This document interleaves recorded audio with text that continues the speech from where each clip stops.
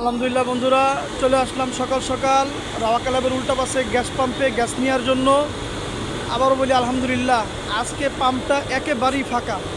অন্য সময় তো প্রচুর জ্যাম থাকে, প্রচুর সিরিয়াল থাকে, প্রায় 2-2.5 ঘন্টা চলে যায় গ্যাস নেওয়ার জন্য।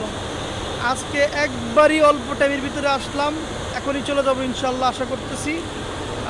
এই যে দেখেন পাম্পটা একেবারেই ফাঁকা, কয়েকটা গাড়ি হাতে গোনা, কয়েকটা গাড়ি, এই যে আমার গাড়ির সিরিয়ালে আর কি। হ্যাঁ,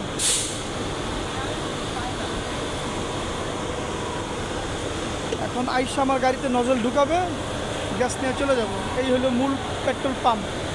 এটা হচ্ছে মহাখালী রাওয়া ক্লাবের উল্টা পাশেই পেট্রোল পাম্প, তেল পাম্প, গ্যাস পাম্প দুইটা একসাথে আছে।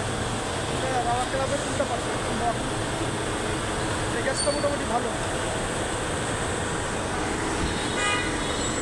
এই হচ্ছে রাওয়া ক্লাব এর উল্টা পাশেই পাম্পটা। এই হলো পাম্প, এসকে টাওয়ার।